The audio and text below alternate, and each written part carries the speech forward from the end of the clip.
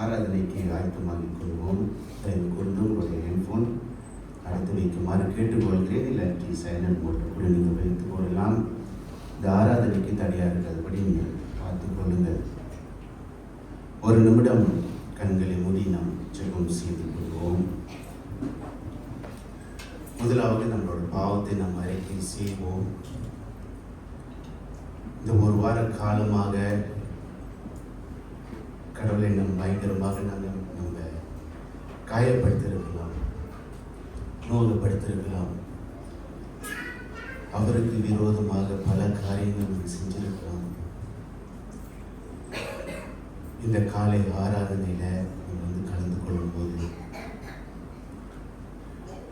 நம்மளோட பாவம் ஒரு தடையா இருக்கிறபடி வேண்டிக் கொள்ளுங்க. இன்னைக்கு ஒரு முக்கியமான நாள். நம்ம ஒவ்வொருவரும் இந்த பரிசுத்த பந்தியில கலந்து கொள்ளவிருக்கிறோம். அவருக்கு பிரியமானதாக நம்ம செய்ய நம்மளோட மனதை நம்ம ஆயத்தப்படுத்திக் கொள்வோம். உங்களுக்காக நீங்கள் செலுத்திக் கொள்ளுங்கள்.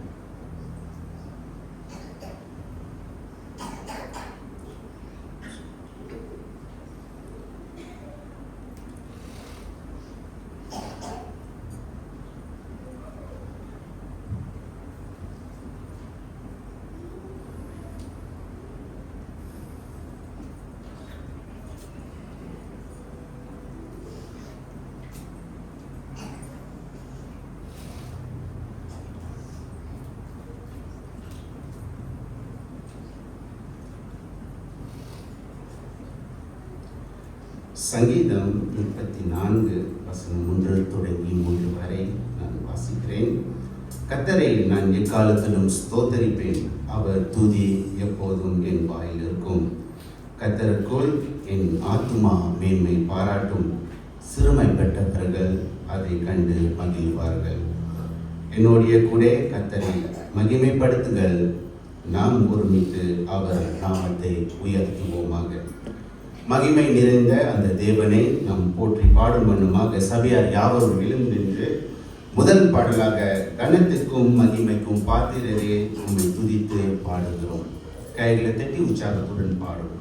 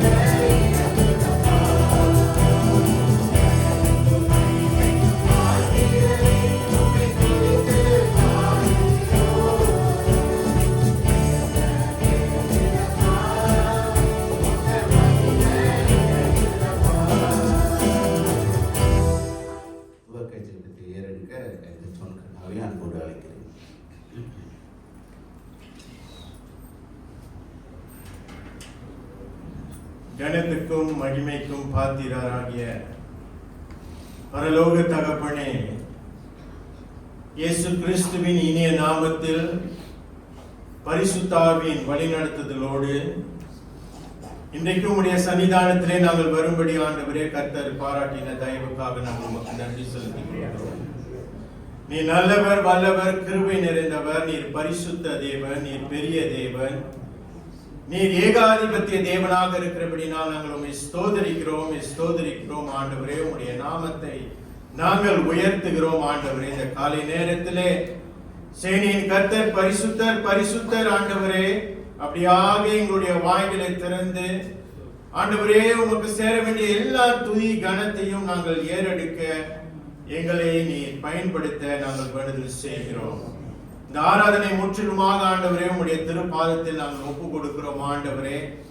உம்முடைய பிரசன்னத்தை உணர்ந்தவர்களாக இன்றைக்கு ஆண்டவரே நீர் எங்களோடு பேசும்படி, வெறுமனே வந்து வெறுமனே வீடு திரும்பாதபடி ஆண்டவரே கர்த்தருடைய பிரசன்னத்தை உணர்ந்து கர்த்தருடைய வார்த்தையை நாங்கள் கேட்டு வீடு திரும்ப ஆண்டவரே நீ தொடர்ந்து எங்களுக்கு கிருபை பாராட்ட நாங்கள் வேண்டுதல் செய்கிறோம் ஆண்டவரே. நீ செய்த எல்லா நன்மைகளுக்காக நாங்கள் உண்மை ஸ்தோதரிக்கிறோம்.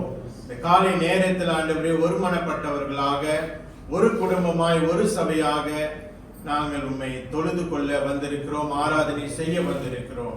இந்த ஆராதனை மூலியமாக ஆண்டவரே எல்லா அங்கங்களும் பாடல்கள் வழி, வசனத்தின் வழி, கர்த்தருடைய வார்த்தையின் வழி உம்முடைய நாமம் மாத்திரம் மகிமைப்பட கனப்பட ஆண்டவரே நாங்கள் வேண்டுதல் செய்கிறோம். அதற்கு தடையா இருக்கின்ற எல்லா விதமான பலவீனங்கள் கர்த்தர்களுக்கு தயவாய் மன்னித்து இந்த பரிசுத்த நற்கருணைக்கு நாங்கள் ஆயத்தப்படுத்த ஆண்டவரே எங்களே நாங்கள் ஒப்பு கொடுக்கிறோம். துதி கன மகிமை யாவும் உமக்கே செலுத்தி இந்த ஜெபத்தை இயேசுவின் வல்ல நாமத்தில் நாங்கள் ஏறெடுக்கிறோம். ஜீவனுள்ள நல்ல பிதாவே, ஆமென். சபையார் யாவரும் அமர்வோம். இரண்டாவது பாடலாக பாவங்கள் போக்கவே சாபங்கள் நீக்கவே பூலோகம் வந்தாரையா. கைகளை தட்டி உற்சாகத்துடன் நாம் பாடுவோம்.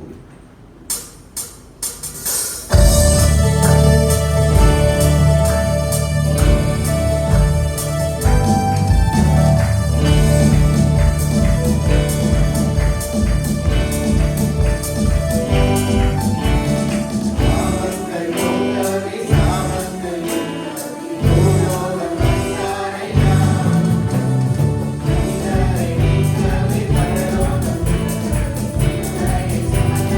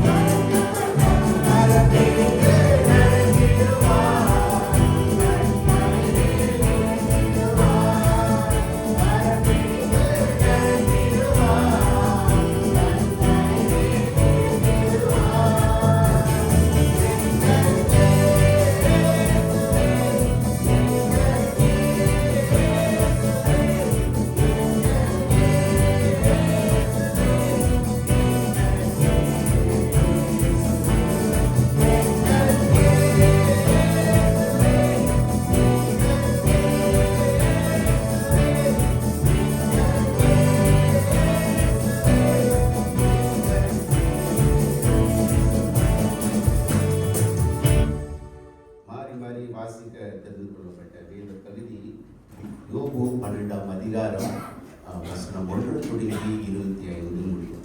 யோபு 12ஆம் அதிகாரம் வசனம் 1 தொடங்கி 25 முடியும். சபையார் யாவரும் எழுந்து நின்று இந்த வேதத்தை வாசிப்போம். யோபு 12ஆம் அதிகாரம் வசனம் 1 தொடங்கி 25 வரையிலும் மாறி மாறி வாசிப்போம். யோபு 12ஆம் அதிகாரம் வசனம் 1. யோபு பிரதி உத்தரமாக,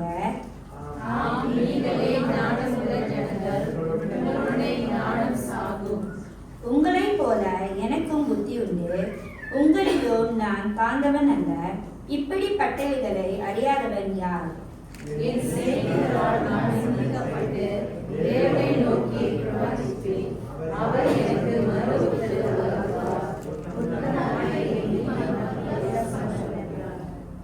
ஆபத்துக்குள்ளானவன் சுகமாயிருக்கிறவனுடைய நினைவில் இகழ்ச்சி அடைகிறான். கால் இடநிறவர்களுக்கு இதை நேரிடும்.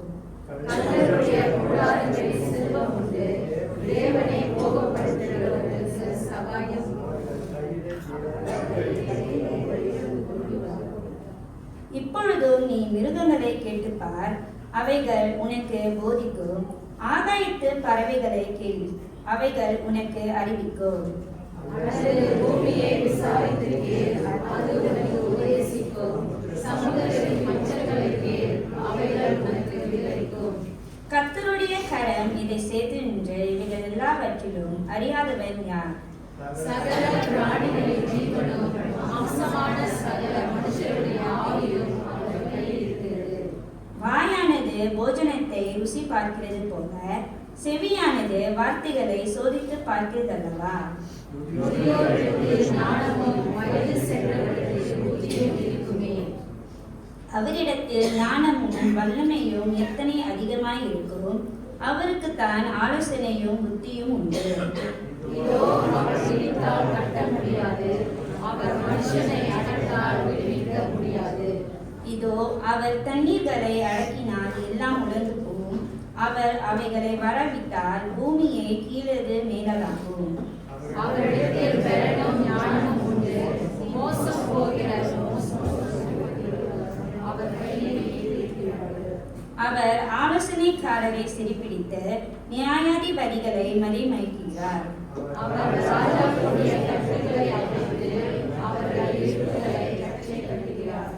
அவர் மந்திரிகளை சிறைப்பிடித்து கொண்டு போய் பலவான்களை கவிழ்த்து போடுகிறார். அவர் நம்பிக்கையுள்ளவருடைய வாக்கை விலக்கி முதிர் வயதுள்ளவருடைய ஆலோசனையை வாங்கி போடுகிறார். அவர் பிரபுக்களின் மேல் இகழ்ச்சி வர பண்ணுகிறார், பலவான்களின் கச்சையை தளர்த்து போக பண்ணுகிறார். அவர் ஆழங்களை வெளியேற்றமாக்கி மரண இருளை வெளிச்சத்தில் கொண்டு வருகிறார். அவர் ஜாதிகளை பெருகவும் அழியவும் பண்ணுகிறார். அவர் ஜாதிகளை பரவவும் குறுகவும் பண்ணுகிறார். அவர் பூமியில் உள்ள ஜாதிகளுடைய அதிபதிகளின் ஜெயத்தை கட்டிவிட்டு அவர்களை வழியில்லாத அந்தரத்தை அடைய பண்ணுகிறார். 25ஆம் வசனம் சேர்ந்து வாசிப்போம். அவர்கள் வெளிச்சமற்ற இருளிலே தடவி திரிகிறார்கள், வெறித்தவர்களைப் போல அவர்களை தடுமாறி திரிய பண்ணுகிறார். ஆமென். சபையார் யாவருக்கும் உங்கள் யாவரும் உளுத்திரம் பைபிள் பிரஸ்பிட்டரின் காலை ஆராதனைக்கு அன்போடு வரவேற்கிறேன். கடவுள் கிருபையினாலே இந்த ஒரு வார காலமாக நம் கண்மணி போல காத்து கடவுள் நம்மளை வழிநடத்தி வந்திருக்கிறார். இன்றைக்கும் பல நாளுக்கு பிற்பாடு சுமதி சின்னம்மா அவங்களோட தகப்பனார் அம்மா வந்திருக்கிறாங்க. உங்களை பார்ப்பதில் எங்களுக்கு ரொம்ப மகிழ்ச்சி. கடவுள் உங்களை ஆசீர்வதிப்பாராக. தொடர்ந்து நம் காணிக்கை தசம்பாகம் வழங்குறதுக்கு முன்பாக நம்ம இன்னொரு பாடலை பாடுவோம். 1000 1000 நன்மைகள்.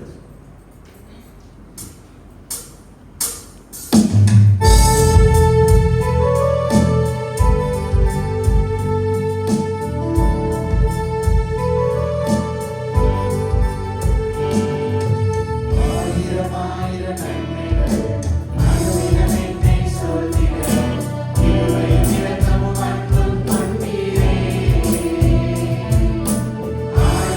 ஆயிரம் நன்மைகள்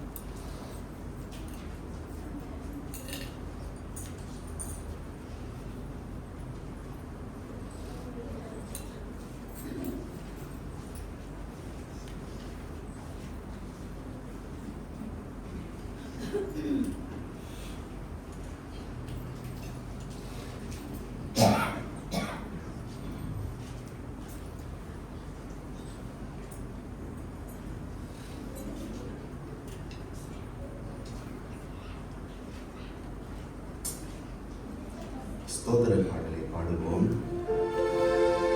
பூலோகத்தாரே யாவரும் கர்த்தாவில் களி கூறுங்கள். ஆனந்தத்தோடே ஸ்தோத்திரம் செலுத்தி பாட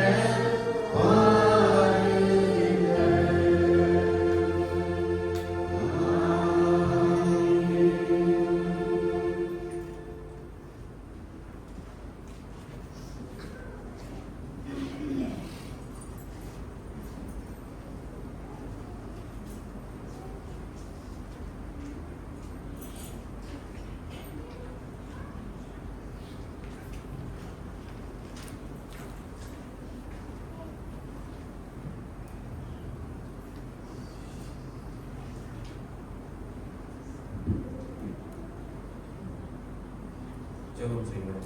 அன்பும் இரக்கம் உள்ள தேவனே, இந்த நிலைக்காக நன்றி அப்பா.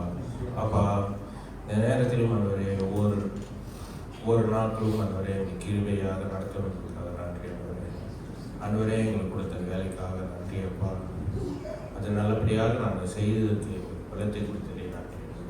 போகிலும் காத்து வளர்ந்ததுக்காக நன்றி அப்பா.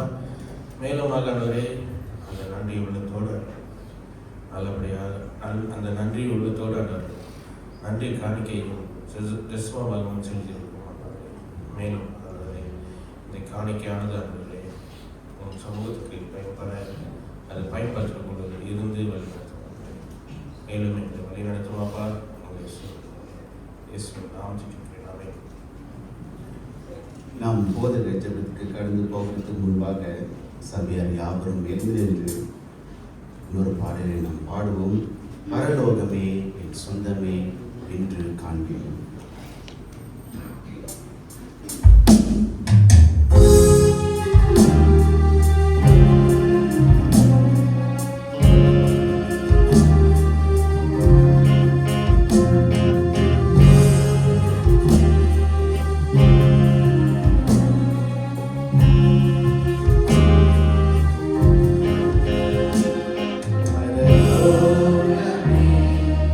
சொந்தமே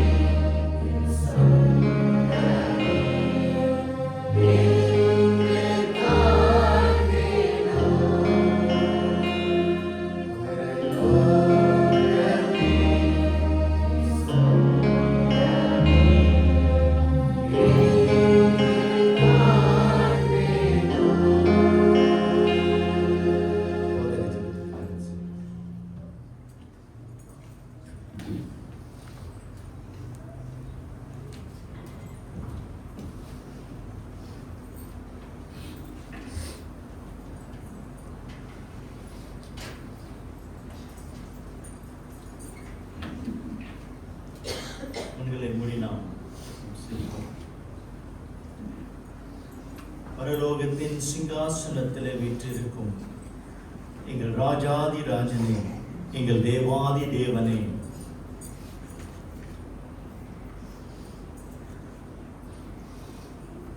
பரிசுத்தத்தில் வாசம் செய்கிற எங்கள் தேவனே, உம்முடைய நாமத்தை உயர்த்தி உம்மை ஸ்தோத்திரிக்கிறோம். ஆண்டவரே, உம்மை ஸ்தோத்திரிக்கிறோம். எங்களுக்காக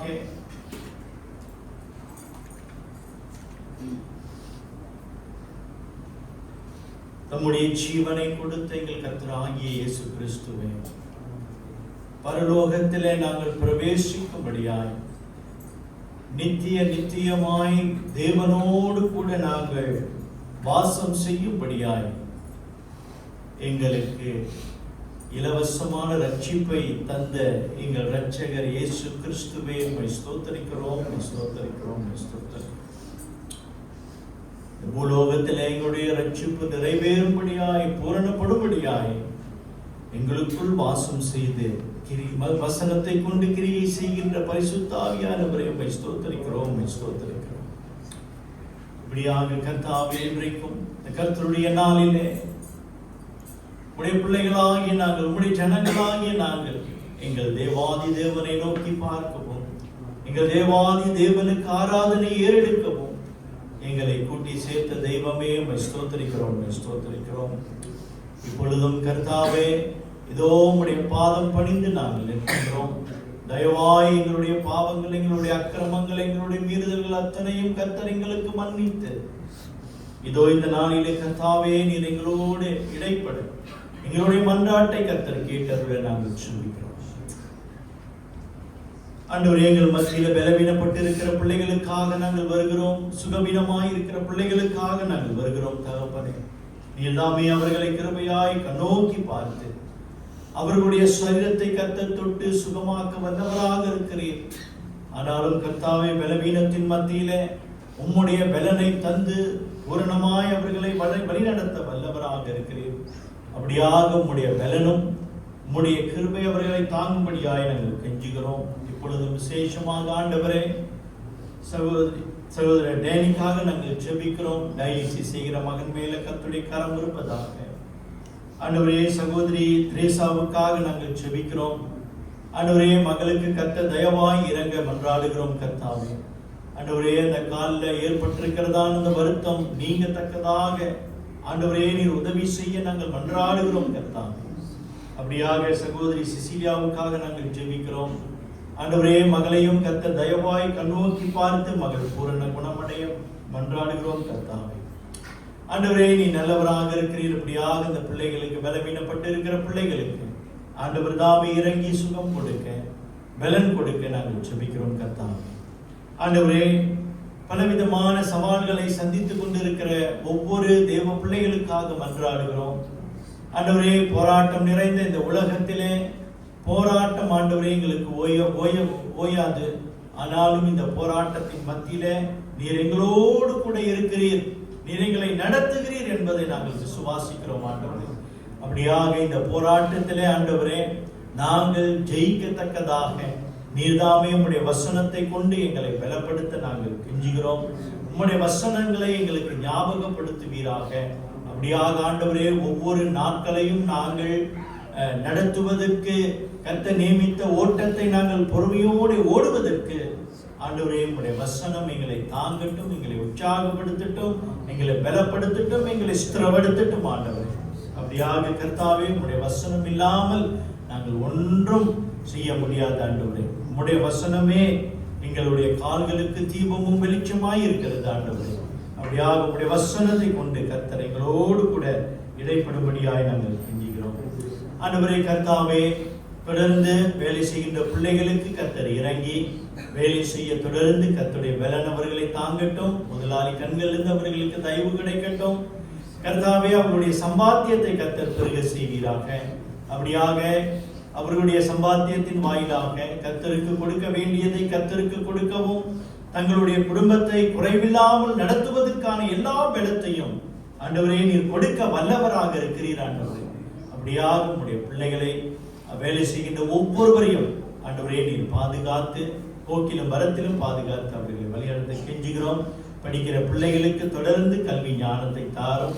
குறிப்பாக ஆண்டவரே இந்த பிள்ளைகளை பலவிதமான சோதனைகளிலிருந்து தேவனே நீர் அவர்களை காத்துக்கொள்ள நாங்கள் ஜெபிக்கிறோம். ஆண்டவர் இந்த பொல்லாத உலகத்திலே ஆண்டவரே இந்த பிள்ளைகளுடைய கண்கள், இந்த பிள்ளைகளுடைய செவிகள், இந்த பிள்ளைகளுடைய எண்ணங்கள், இருதயம் யாவும் ஆண்டவரே உம்முடைய வசனத்தினால் வேலியிடப்பட நாங்கள் கெஞ்சுகிறோம். தேவனே நீரே அவர்களை காத்து கர்த்தருக்கென்று பரிசுத்தமாய் தங்களுடைய வாழ்க்கை நடத்த கர்த்தர் தாமே உதவி செய்கிறார். ஆண்டவரே கர்த்தாவே எங்களுடைய கட்டட காரியத்தையும் உடைய கரத்திலே வைக்கிறோம். ஆண்டவரே உடைய சித்தம் நிறைவேறுவதாக. ஆண்டவரே உடைய நாமம் மகிமைப்படுவதாக. கர்த்தாவே நீர் வேண்டிய ஆண்டவரே எங்களுக்கு வேண்டிய கட்டடத்தை நீர் கொடுக்க வல்லவராக இருக்கிறீர். கர்த்தாவே உடைய பாதம் பணிந்து நாங்கள் கெஞ்சுகிறோம். உடைய தயவுக்காக நாங்கள் கெஞ்சுகிறோம். இந்த சிறுமையும் எளிமையுமான எங்களை கர்த்தர் கண்ணோக்கி பார்த்து ஆண்டவரே நீர் ஒரு கட்டடத்தை கொடுக்க வல்லவராக இருக்கிறீர். ஆண்டவரே உங்களுடைய பாதம் பணிந்து நாங்கள் கெஞ்சுகிறோம். தயவாய் இறங்கும். ஆண்டவரே எங்களுடைய குடும்ப முகாமுக்காக நாங்கள் ஜெபிக்கிறோம். குடும்ப முகாமையும் கர்த்தர் கண்ணோக்கி பார்த்து ஆண்டவரே எல்லா ஏற்பாடுகளும் சிறப்பாக செய்யப்பட்டு வருவதற்காக நன்றி.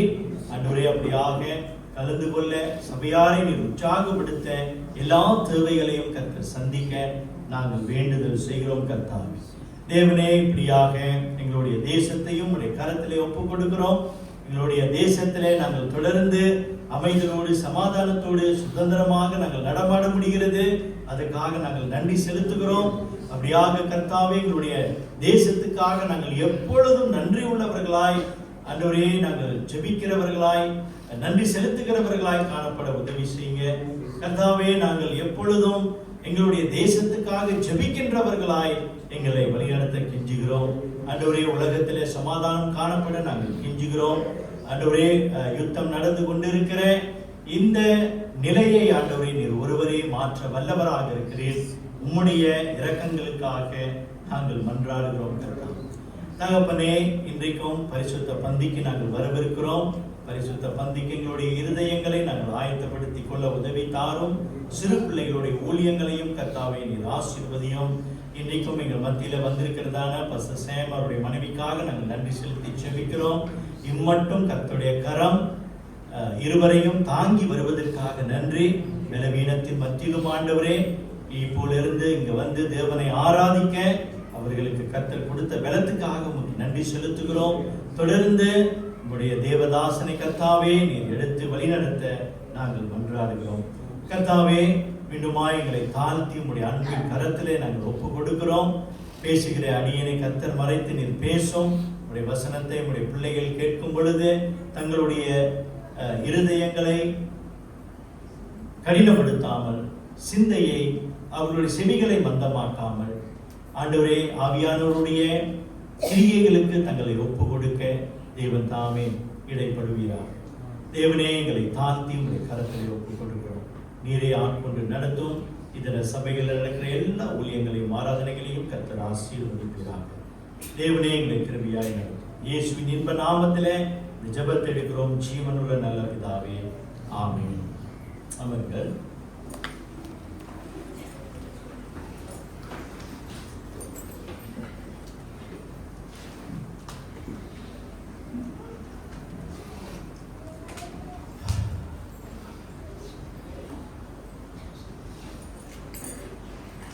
மத்தேயு 17ஆம் அதிகாரம் 1 முதல் 9 வாசிக்கிறோம்.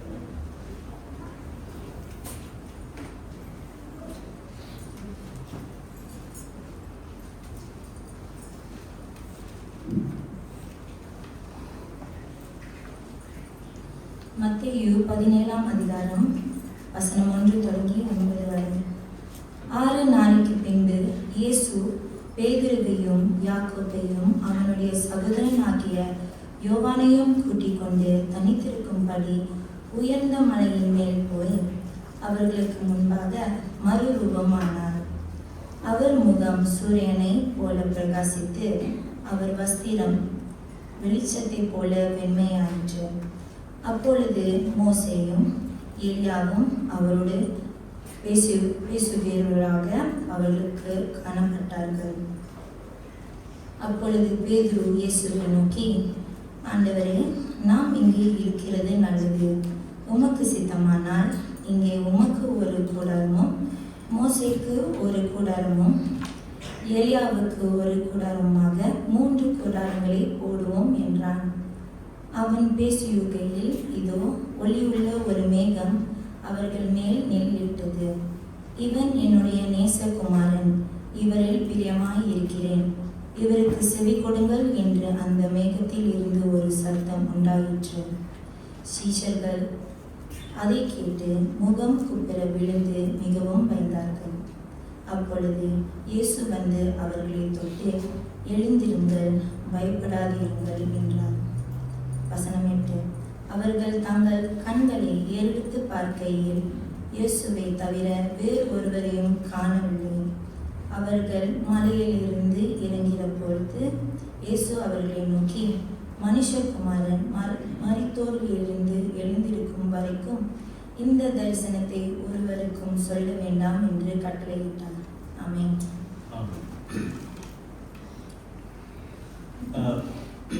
பிரியமானவர்களே,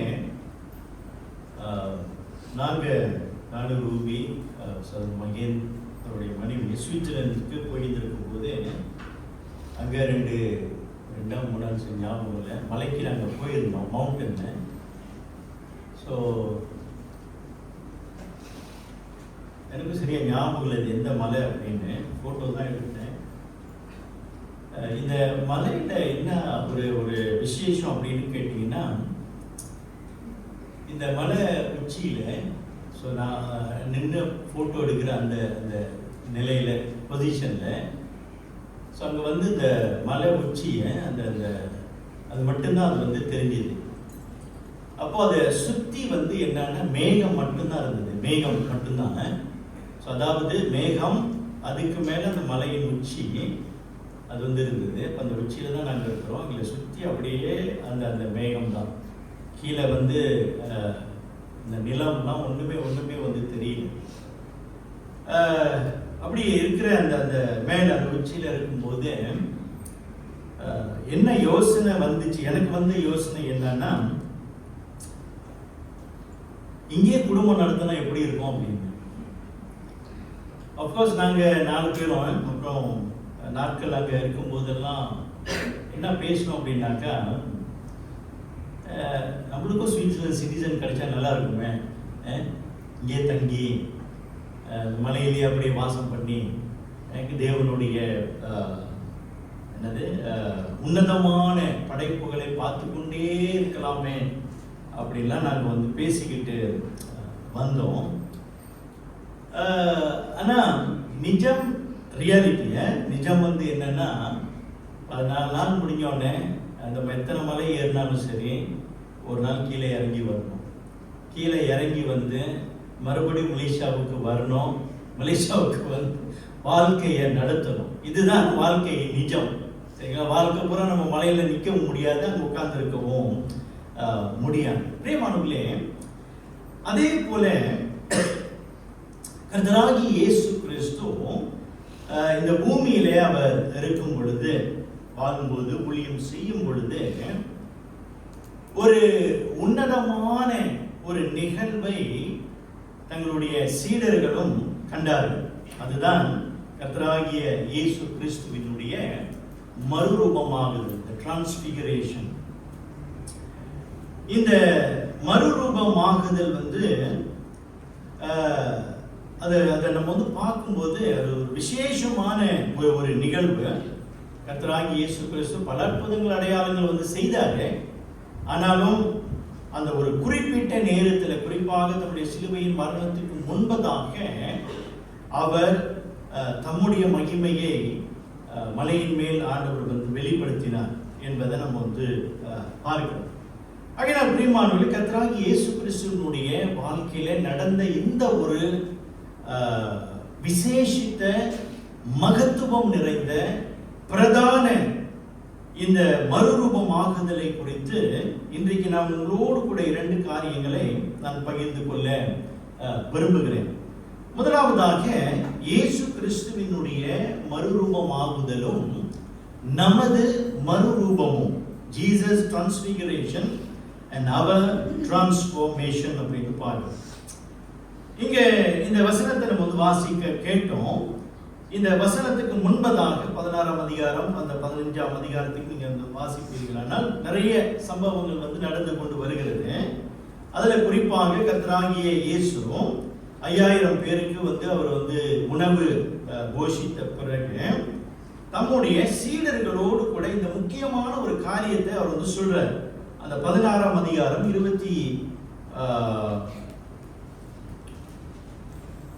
21ஆம் வசனத்துல பாருங்க. மத்தேயு 16:21 அது முதல் இயேசு தாம் எருசலேமுக்கு போய் மூப்பராலும் பிரதான ஆசாரியராலும் வேத பாரகராலும் பல பாடுகள் பட்டு கொலையுண்டு 3ஆம் நாளில் எழுந்திருக்க வேண்டும் என்பதை தம்முடைய சீஷர்களுக்கு சொல்ல தொடங்கினார். இயேசு கல்வாரி சிலுவையில் அவர் வந்து அறையப்பட போகிறார், மரிப்பாரு, அப்புறம் 3ஆம் நாள் உயிர்த்தெழுவார் என்பதை சீடர்களுக்கு அவர் கொஞ்சம் கொஞ்சமாக சொல்லி கொண்டு வராரு, ஞாபகப்படுத்துகிறார். ஆனா இங்க வந்து குறிப்பா நம்ம ரொம்ப பப்ளிக்கா அவர் வந்து சொல்கிறத நம்ம வந்து பார்க்கணும்.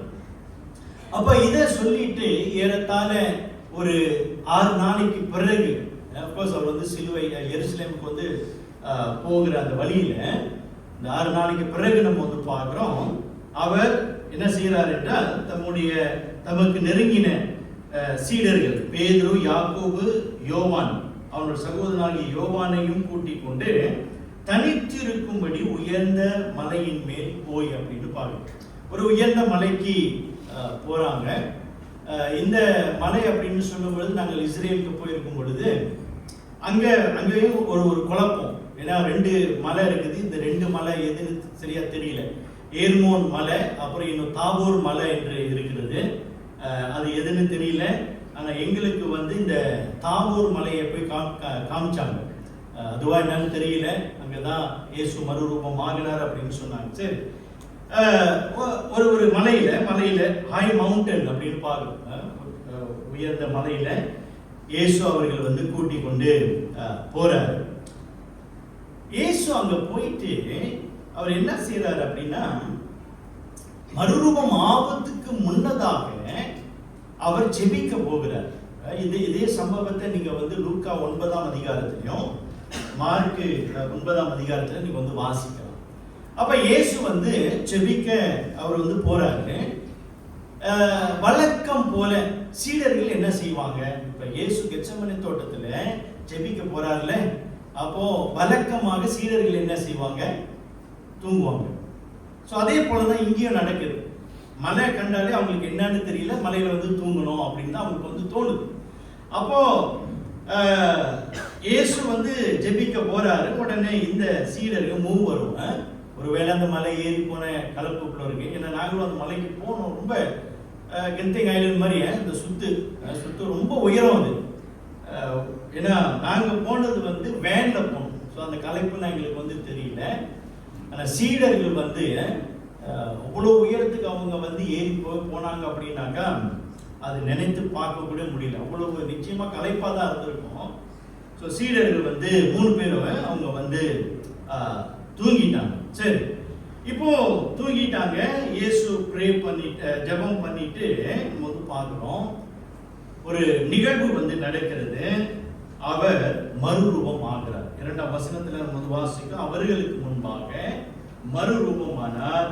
அவர் முகம் சூரியனை போல பிரகாசித்தது. அவர் வஸ்திரம் வெளிச்சத்தை போல வெண்மையாயிற்று அப்படின்னு பார்க்கணும். இந்த மறுரூபம் என்ற வார்த்தை அருமையான ஒரு வார்த்தை. கிரேக்கில் வந்து பார்க்குறீங்க வந்து பார்த்தீங்கன்னாக்கா இந்த மெட்டாமோர்ஃபு அப்படின்னு சொல்லுவாங்க. அதாவது இது எப்படி அப்படின்னா, இந்த பட்டர்ஃப்ளையை பாப்பாத்தி சரிங்களா, பாப்பாத்தி இது வந்து உருவாகிறதுக்கு முன்னாடி இங்கேருந்து ஆரம்பமாகிறது, புழுவிலேருந்து அப்படியே ஆரம்பமாகும் சரிங்களா. ஸோ அப்புறம் நீங்கள் வந்து பார்த்தீங்கன்னாக்கா அது உள்ளுக்கு அந்த உள்ளிலிருந்து அது அப்படியே உருமாற்றம் அடையும். அவ்வளோ அழகாக அது வந்து காணப்படுங்க. பட்டர்ஃப்ளை சரியா. உள்ளிருந்து வெளியே, இன்வர்ட் டு அவுட்வர்ட் சரிங்களா. அப்போ இங்க கர்த்தராகி இயேசு கிறிஸ்து அவருடைய இந்த மறுரூபமாகுதல் வந்து வெளியிலிருந்து இங்கே ஒரு ஸ்பாட்லைட்டோ அப்படி வந்து அவரிடத்துல அந்த அந்த வெளிச்சம் வந்து வரல, உள்ளிருந்து அந்த பிரகாசம் வந்து வருகிறத நம்ம வந்து பார்க்கிறோம். இரண்டு இதை நம்ம வந்து பார்க்கலாம். ஒன்று, அவருடைய முகம் சூரியனை போல பிரகாசித்தது. சரிங்களா? சூரியனை போல பிரகாசித்தது அப்படின்னா அது கிட்ட நெருங்க முடியாது, ஆனாலும் அவ்வளவு பிரகாசம். அதாவது மோசே தேவனோடு கூட 40 நாள் மலையில சஞ்சரித்த பிறகு அவர் மறுபடியும் கீழே இறங்கி வரும்போது 10 கட்டளைகளை 2வது முறையாக 10 கட்டளையை சுமந்து கொண்டு வரும் பொழுது, மலைக்கு கீழே வரும் பொழுது என்ன பார்க்கிறோம்? ஜனங்கள் அவருடைய முகத்தை பார்க்க முடியல. ஏனென்றால் அவ்வளவு பிரகாசமாகிறது. ஆனா அந்த மோசேயினுடைய முகத்தை பிரகாசத்தை விட பல்மடங்கு பிரகாசம் கர்த்தராகிய இயேசு கிறிஸ்துவினுடைய முகம் காணப்பட்டது என்று நம்ம பார்க்கிறோம். சூரியனை போல பிரகாசம். அது மாத்திரமல்ல, நம்ம வந்து பார்க்கிறோம் அவருடைய வஸ்திரம் வெளிச்சத்தை போல வெண்மையாயிற்று. வாசிங்க மார்க் 9ஆம் அதிகாரம் 3ஆம் வசனத்தை.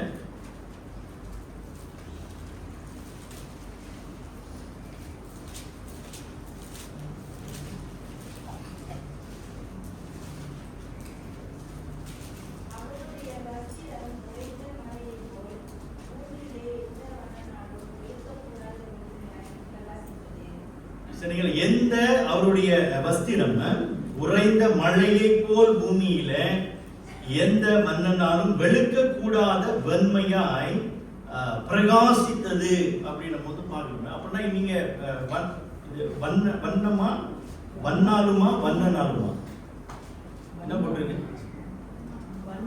வண்ணாலும். வண்ணாலும்னா என்னன்னு தெரியுமா உங்களுக்கு? குளோராக்ஸ். சரிங்களா? ப்ளீச். சரியா? குளோராக்ஸ். ஸோ எந்த குளோராக்ஸ் கொண்டு நீங்க வந்து வெண்மையாக்க முடியாத ஒரு வெள்ளை, அப்படிப்பட்ட ஒரு பரிசுத்தம். ஸோ அவருடைய உள்ளளவு, அவருடைய முகமை பார்க்கிறோம், அவருடைய வஸ்திரத்தையும் நம்ம வந்து பார்க்கிறோம். பிரியமானவர்களே, இது வந்து ஒரு இறையல் வாந்தி வந்து என்ன சொல்றாரு அப்படின்னா, இந்த மறுரூபம், இந்த டிரான்ஸ்பிகரேஷன் அவர் வந்து எப்படி இதை வந்து பார்க்கிறார் அப்படின்னா, Jesus transfiguration momentarily lift the veil between the incarnate Son's humiliation and his intrinsic divine radiance. அதாவது என்ன சொல்றாருன்னா, இந்த கர்த்தராகிய இயேசு கிறிஸ்துவினுடைய மறுரூபம் ஆகுதல் வந்து அவருடைய தாழ்மையான குமாரனின் அவதாரமும், நமக்கு தெரியும் அவதாரம் எடுத்து கர்த்தராகிய இயேசு கிறிஸ்து உலகத்துக்கு அடிமையின் ரூபம் எடுத்து வந்தார். சோ அந்த தாழ்மையான குமாரனின் அவதாரமும் அவருடைய மறைந்திருக்கிற அல்லது உள்ளார்ந்த தெய்வீக பிரகாசமும் தற்சமயத்திற்கு அது வந்து அகற்றப்பட்டது அப்படின்னு சொல்றாரு. அப்பனா கர்த்தராகிய இயேசு கிறிஸ்து பாருங்க, அவர் விண்ணுலகத்தை விட்டு மண்ணுலகத்துக்கு வருவதற்கு முன்னதாக அவர் மகிமை நிறைந்தவராக இருந்தார். இப்போ பூமியிலே அவர் இருக்கும் பொழுது அவர் என்ன செய்கிறார்? தான் தன்னுடைய டிவினிட்டி, தன்னுடைய தெய்வீகத்தை அவர் இந்த குறிப்பிட்ட இடத்துல தம்முடைய சீடர்களுக்கு காண்பிக்கிறார். I am 100% man, I am 100% God. அப்போ இந்த மறுரூபமாகுதலின் வழியாக அவர் பரலோகத்திலே மகிமை நிறைந்தவராக இருந்தார். இப்போ பூமியில தன்னுடைய மகிமையை கொஞ்ச நேரத்துக்கு அவர் காண்பிக்கிறத பார்க்கிறோம். அதன் பிறகு அவர் மரித்து அடக்கம் பண்ணப்பட்டு 3ஆம் நாள் உயிர் தெழுந்த பிறகு நம்ம வந்து பார்க்கிறோம் அவர் மகிமை நிறைந்தவராக இருக்கின்றார். அப்போ இந்த பூமியில தம்முடைய மகிமையை காண்பிக்கும்படியான ஒரு நிகழ்வு தான் இந்த மறுரூபம் ஆகுது. அப்போ இந்த மறுரூபத்தை இந்த மூன்று சீடர்கள் பேதுரு, யாக்கோபு, யோவான் மாத்திரமல்ல, அந்த மறுரூபமாகுதல இன்னும் 2 பேர் சேர்ந்து வராங்க. சரிங்களா? 2 பேர் சேர்ந்து வராங்க. யாரு? 3ஆம் வசனத்தில், அப்பொழுது மோசேயும் எலியாவும் அவரோடு பேசுகிறவர்களாக அவர்களுக்கு காணப்பட்டார்கள்.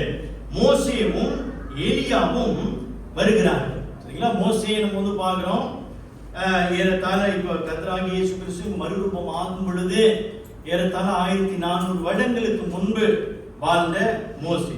அப்புறம் நம்ம பார்க்கிறோம் எலியா ஏறத்தாழ 900 இயர்ஸ் முன்னதாக வாழ்ந்த ஒரு தேவ மனுஷன். இப்போ இந்த மறுரூபமாகுதல், இந்த மலையில கர்த்தராகிய இயேசு கிறிஸ்து மறுரூபமாகிறாரு.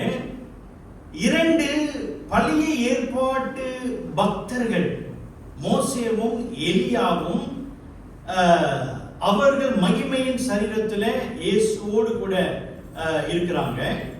அடுத்தது நம்ம பார்க்கிறோம் 3 பேர், பேதுரு, யாக்கோபு, யோவான். பிரியமானவர்களே, இந்த சந்திப்பு நீங்க பார்த்தீங்கன்னாக்க ஒரு ஆழமான ஒரு சத்தியத்தை நமக்கு கொடுக்கிறத நம்ம பார்க்கிறோம். என்னன்னா, பழைய ஏற்பாட்டு பக்தர்களும் புதிய ஏற்பாட்டு பக்தர்களும் சந்திக்கிறத பார்க்கிறோம்.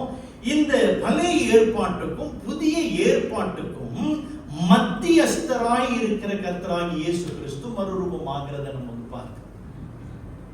பழைய ஏற்பாடும் புதிய ஏற்பாட்டையும் 2யும் கனெக்ட் பண்றது இந்த கர்த்தராகிய இயேசு கிறிஸ்து.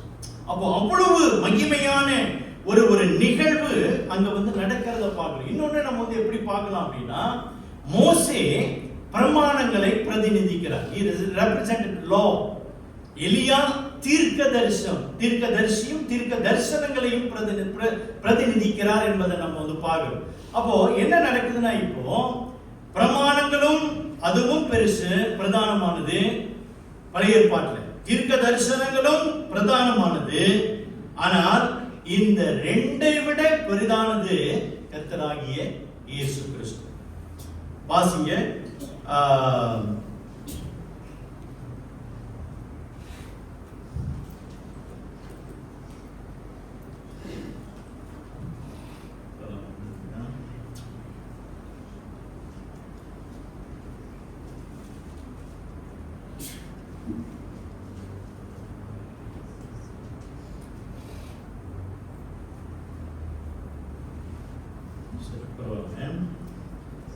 ஓகே. கர்த்தராகிய இயேசு கிறிஸ்து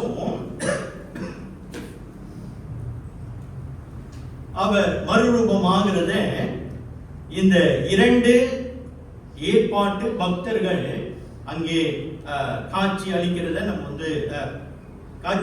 நம்ம பார்க்கிறோம்.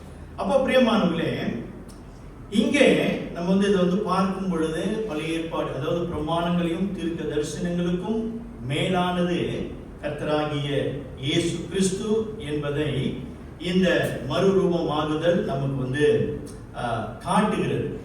சரி, இப்ப அடுத்தது என்ன நடக்குது அப்படின்னாக்கா, 5ஆம் வசனத்துல 4ஆம் வசனத்துல, அப்பொழுது பேதுரு இயேசுவை நோக்கி, ஆண்டவரே, நாம் இங்கே இருக்கிறது நல்லது. உமக்கு சித்தமானால் இங்கே உமக்கு ஒரு கூடாரமும், மோசேக்கு ஒரு கூடாரமும், எலியாவுக்கு ஒரு கூடாரமும், 3 கூடாரங்களை போடுவோம் என்றான். சரிங்களா? நான் சிந்தித்தது மாதிரி தான் இவங்களும் யோசிச்சிருக்கிறாங்க. சரியா? இங்கே நம்ம குடும்பம் நடத்தினா நல்லா இருக்குமே அப்படின்னு. சரிங்களா? இதான் மனித சுபாவம். பேதுரு சொல்றாரு, நம்ம எதுக்கு மறுபடியும் கீழே போனோம்? கீழே எதுக்கு போனோம்? இங்கேயே நம்ம என்ன செய்வோம்? அப்படியே உங்களையும் மோசேவும் எலியாவும் அப்படியே பார்த்துக்கிட்டு இந்த இன்ப மயக்கத்துல அப்படியே நம்ம இருந்துருவோம். சரிங்களா? அப்படின்னு அவர் சொல்கிறத நம்ம பார்க்கணும். கூடாரங்களை நம்ம போடுவோம் அப்படின்னு அவர் சொல்றாரு. பிரியமானவர்களே, இது நம்ம வந்துடவே கூடாது. இன்னொரு அந்த லூக்கா மார்க்ல நீங்க பாத்தீங்கன்னாக்கா, இங்கே வசனம் சொல்லுகிறது, பேதுரு தான் என்ன சொல்லுகிறார் என்பது அவர் அறியாமல் சொல்லுகிறத நம்ம பார்க்கணும். அதாவது ஒரு தூக்க மயக்கத்துல இருக்கிறாரு. தூக்க மயக்கத்துல இது பார்க்கும்போது, ஐயோ இவ்வளவு நல்லா இருக்குதே, இவ்வளவு மகிமை நிறைந்த ஒரு காட்சியாக இருக்குது, இதை நம்ம பார்த்தோம், சரி இப்படியே நம்ம இருந்துருவோம் அப்படின்னு அவர் நினைக்கிறார். பிரியமானவர்களே, இந்த மறுரூபமாகுதல் அது ஒரு முக்கியமான ஒரு நிகழ்வு என்பதை நம்ம வந்து பார்க்கணும். கர்த்தராகிய இயேசு கிறிஸ்து தமக்காக அவர் தன்னை மகிமைப்படுத்திக் கொள்ளவில்லை. இந்த மகிமையை தம்முடைய சீடர்கள் கண்டு அந்த சீடர்களுடைய வாழ்க்கையில அடுத்ததாக என்ன நடப்பிக்க வேண்டும், என்ன செய்ய வேண்டும் என்பதை அது வலியுறுத்துகிறத நம்ம வந்து பார்க்கணும். அப்போ இன்றைக்கு நம்ம என்ன பார்க்கிறோம் அப்படின்னா, இந்த கர்த்தராகிய இயேசு கிறிஸ்து மறுரூபம் அடைந்தது போல இன்றைக்கு நாமும் மறுரூபமாகுவோம். We will also be transformed. எப்போ மறுரூபமாகுவோம்? வாசிங்க பிலிப்பியர் 3:21.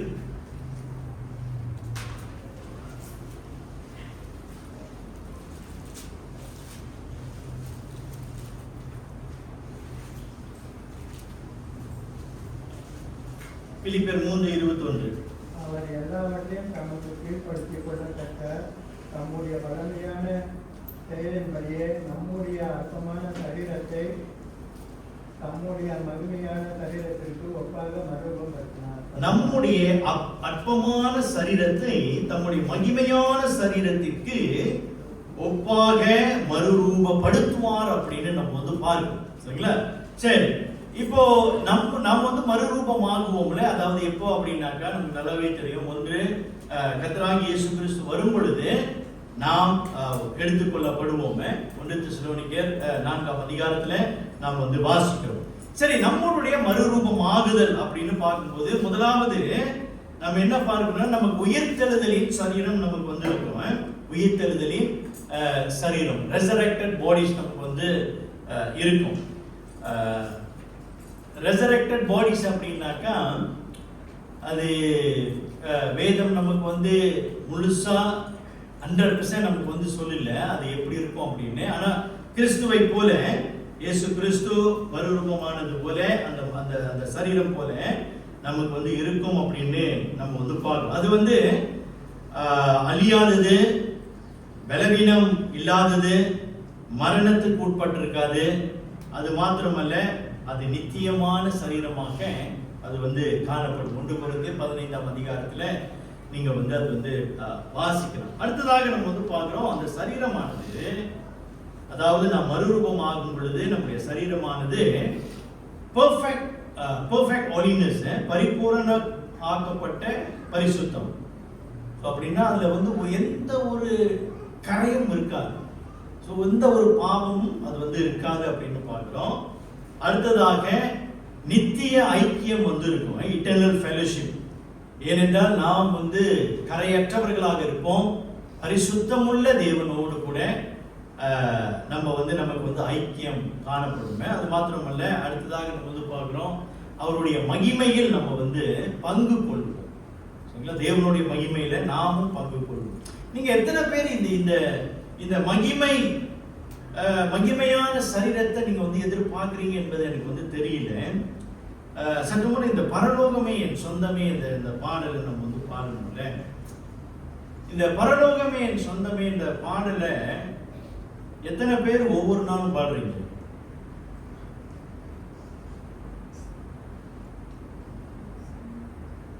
இல்ல, நம்ம பெரும்பாலும் பாடுறது ஏன்னா பரலோகமே சொந்தமே அந்த பாடல் நம்ம வந்து பாடிட்டோம் அப்படின்னாக்கா உடனே ஒரு எண்ணம் வந்துடும்,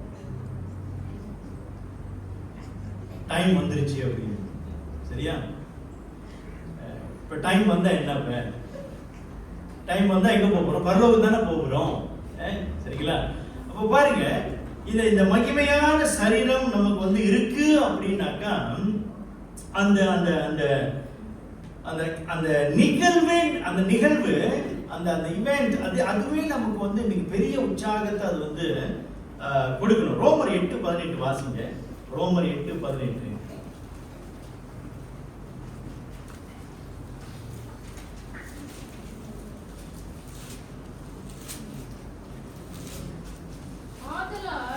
காலத்து பாடிகள் இனி நம்மிடத்தில் வெளிப்படும் மகிமைக்கு ஒப்பிடத்தக்கவைகள் அல்ல என்று எண்ணுகிறேன். சரி, வந்து பார்க்கிறோம், இக்காலத்து பாடுகள் இனி நம்மிடத்தில் வெளிப்படும் மகிமைக்கு ஒப்பிடத்தக்கவைகள் அல்லவென்று எண்ணுகிறேன் என்று பவுல் வந்து சொல்லுகிறார். அப்போ இன்றைக்கு நம்ம படுகிற இந்த பாடுகள், நம்ம கடந்து போகிற போராட்டங்கள், இவைகள் எல்லாம் நம்ம வந்து பார்க்கிறோம். இதை விட நம்ம அடைய போகிற அந்த மகிமை வந்து அது பிரதானமானது. அதை நம்ம வந்து பார்க்கும்போது இது நமக்கு வந்து இட்ஸ் நத்திங், லேசானது அப்படின்னு பவுல் வந்து சொல்றார். அதில் பிரியமானவர்களே, இன்னைக்கு நமக்கு போராட்டங்கள் உண்டு, பலவிதமான பாடுகள் நம்ம வந்து அனுபவித்து கொண்டு இருக்கிறோம். இதெல்லாம் வாழ்க்கையில நம்ம வந்து கடந்து தான் போறோம். நம்ம சரீரத்தில் இருக்கிற நோய், நமக்கு பொருளாதார பிரச்சனை, உறவுகள் பிரச்சனை, வேலை இடத்துல பிரச்சனை, இவைகள் எல்லாம் நம்ம வந்து கடந்து தான் போகணும். கர்த்தராகிய இயேசு கிறிஸ்துவின் நிமித்தமாக நம்ம படுகிற எல்லா போராட்டங்களும் நமக்கு உண்டு. அதை நம்ம வந்து கடந்து போக வேண்டும். நேற்று ஒரு வாலிப பெண்ணு எனக்கு ஃபோன் பண்ணி தன்னுடைய குடும்பத்தினுடைய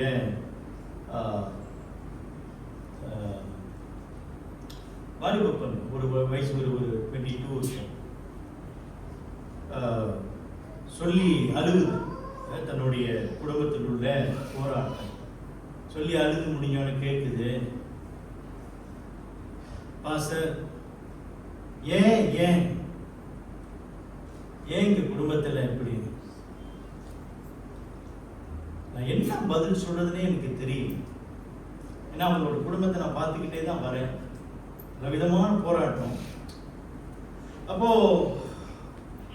நல்ல பக்தி உள்ள அம்மா மகன், ஆனா பாடுகள், அவ்வளோ பாடுகள். அப்ப கடந்து போகிறது ரொம்ப கஷ்டமா இருக்கு. அழுது அவ்வளவு நேரம் அழுதுகிட்டு இருக்கு. பிரியமான என்ன சொல்ல வரேன்னா, இந்த பாடுகள் எல்லாம் இந்த பூலோகத்துல நம்ம வந்து கடந்து போக வேண்டும். ஆனால் நாம் அடைய போகிற அந்த மகிமை அது பிரதானமானது.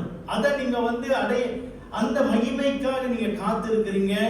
அந்த மகிமை நீங்க அடையும் போது அங்கிருந்து நம்ம வந்து பின்னிட்டு பார்க்கும்போது இவ்வளவுதானே அனுபவிச்சுமா அப்படின்னு அந்த எண்ணம் நமக்கு வந்து வரும். அப்போ திஸ் நத்திங் வெரி ஸ்லைட். நம்ம அனுபவிக்கிற இந்த பாடுகள் வந்து வெரி ஸ்லைட், ரொம்ப ரொம்ப இலகுவானது அப்படின்றது பவுல் வந்து சொல்கிறார். ஆகையால் பிரியமானவர்களே, நாம் ஒரு நாள் மறுரூபமாகும். கர்த்தராகிய இயேசு கிறிஸ்துவை மனதார விசுவாசித்து அந்த மறுபிறப்பின் அனுபவத்துக்குள்ளாக இருக்கிற நம்ம ஒவ்வொருவருக்கும் இந்த மறுரூபமாகுதல் வந்து நிச்சயம். சரிங்களா? எல்லா கிறிஸ்தவர்களும் மறுரூபமாகுவாங்க நினைக்காதீங்க. எல்லாரும் ஆக போகிறது இல்லை. மறுபிறப்பின் அனுபவம் உள்ளவர்கள் தான். மறுபடியும் நான் சொல்றேன், கர்த்தராகிய இயேசு கிறிஸ்துவை மெய்யாக ஏற்றுக்கொண்டு அவருடைய வழியில நடக்கிறவர்கள், அவர்களுடைய கட்டளைகளின்படி கீழ்ப்படிந்து நடக்கிறவர்கள், அவரை மனதார பின்பற்றி நடக்கிறவர்கள், அவருக்காக எதையும் செய்ய தியாகம் உள்ளவர்களாய் இருப்பவர்கள், எல்லாவற்றையும் விட்டு இயேசுவுக்காக தன் சிலுவையை சுமக்கிறவன் அவன் மறுரூபமாக்கப்படுவான். எல்லா கிறிஸ்தவர்களும் அல்ல, எல்லாம் பேர் கொண்ட கிறிஸ்தவர்களும் அல்ல பிரியமானவர்களே. ஆகையால் இந்த மறுரூபத்துக்காக காத்திருக்கிற நம்ம அடுத்ததாக இரண்டாவதாக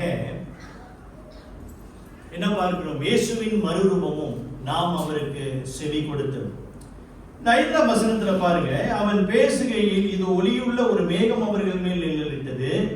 இவர் என்னுடைய நேசகுமாரன், இவரை பிரியமாயிருக்கிறேன், இவருக்கு செவி கொடுங்கள் என்று அந்த மேகத்திலிருந்து ஒரு சத்தம் உண்டாயிற்று. சீஷர்கள் அதை கேட்டு முகம் குப்புற விழுந்து மிகவும் பயந்தார்கள். அப்பொழுது இயேசு வந்து அவர்களை தொட்டு, எழுந்திருங்கள், பயப்படாதீங்கள் என்றார் என்று வாசிக்கிறோம். அவர்கள் தங்கள் கண்களை ஏறெடுத்து பார்க்கையில் இயேசுவை தவிர வேறு ஒருவரையும் காணவில்லை. இப்போ எழுந்து பார்க்கிறாங்க அந்த இயேசுடைய மறுரூபத்தை அவங்க வந்து பார்க்கிறாங்க.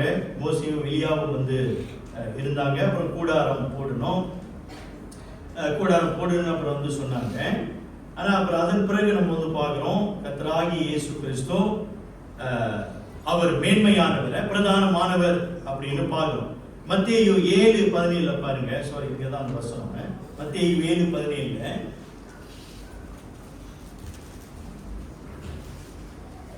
வாசிக்கிறத. அப்படியே நல்ல மரமெல்லாம் நல்ல கனிகளை கொடுக்கும், கெட்ட மரமோ கெட்ட கனிகளை கொடுக்கும். மத்தேயு 5:17 நியாய பிரமாணத்தை யானாலோ தீர்க்க தரிசனங்களை யானாலோ அழிக்கிறதற்கு வந்தேன் என்று எண்ணிக்கொள்ளாதீர்கள். அழிக்கிறதற்கல்ல, நிறைவேற்றுவதற்கே வந்தேன். சரி, இங்க கர்த்தராகிய இயேசு கிறிஸ்து சொல்றாரு, அதாவது பிரமாணங்களும் சரி, தீர்க்க தரிசனங்களும் சரி, அதை அழிக்கிறதுக்கு நான் வரல, அதை நிறைவேற்ற நான் வந்தேன் என்று இயேசு சொல்கிறார். அப்போ பிரியமானவர்களே, என்னன்னா நியாயப்பிரமாணம் அது ஒரு காலத்துக்கு ஏதுவாக இருந்தது. அப்புறம் தீர்க்க தரிசனங்களை நம்ம பார்க்கிறோம். தேவ ஜனங்களை கர்த்தருடைய வழியை, கர்த்தரிடத்துக்கு மனம் திரும்ப தீர்க்க தரிசனங்கள் ஏதுவாக இருந்தது. ஆனா இப்போ நம்ம பார்க்கிறோம், கர்த்தராகிய இயேசு கிறிஸ்துவினுடைய மறுரூபம் ஆகுதல நம்ம பார்க்கிறோம். ஒரு விசேஷ சத்தம் உண்டாகிறது. அங்க சொல்லப்படுகிறது, இவர் என்னுடைய நேசகுமாரன், இவரில் பிரியமா இருக்கிறேன், இவருக்கு செவி கொடுங்க. அப்போ பிதாவானவர் பரலோகத்திலிருந்து சொல்லுகிறார், இவர் யார்? இயேசுவை பார்த்து சொல்லி, இவர் என்னுடைய நேசகுமாரன், இவருக்கு நீங்க செவி கொடுங்க அப்படின்னு சொல்ல. மோசேயை பார்த்து சொல்ல, எலியாவை பார்த்து சொல்லல, இவரப்பா இயேசுவை பார்த்து சொல்லுகிறார், இவருக்கு நீங்க செவி கொடுங்க. அப்ப நான் ஆரம்பத்தில் நான் சொன்னது போல, மோசேயை விட எலியாவை விட கர்த்தராகிய இயேசு கிறிஸ்து பெரியவர், மேன்மையானவர். அவர் ஒருவருக்கே நாம் செவி கொடுக்க வேண்டும் என்று தேவன் சொல்லுகிறத நம்ம பார்ப்போம். பிரியமானவர்களே, Jesus deserve our special attention, so hear him. அவருக்கு நாம் செவி கொடுக்க வேண்டும் என்று நம்ம பார்க்கிறோம்.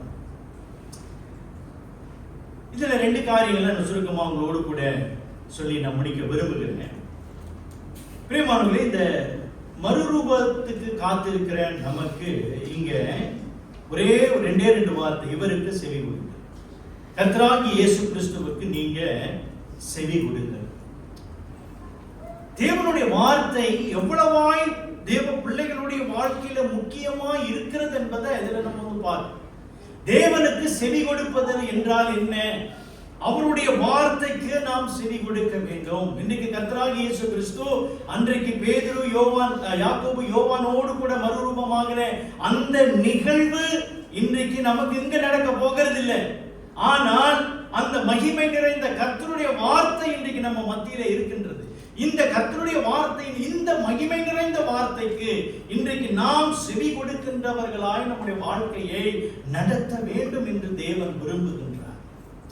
பிரியமானவர்களே, இன்றைக்கு ஒரு கிறிஸ்தவ சூழல்ல நம்ம பார்க்கிறோம்.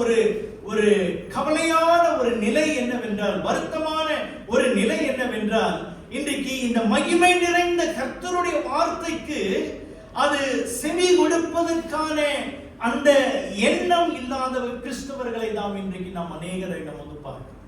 இன்னைக்கு அநேகருடைய வீட்டில வேதாகமும் ஒரு மூலையில தூசி வடிந்து கிடைக்கிறத நம்ம பார்க்கிறோம். இன்றைக்கு ஆராதனை முடிஞ்ச கையோட பாருங்க பிரியமானவர்களே, இது விலை உயர்ந்த ஒரு புத்தகம், விலை உயர்ந்த ஒரு புத்தகம். ஆகினாலே இது என்ன செய்யக்கூடாது? இது கரைப்படக்கூடாது.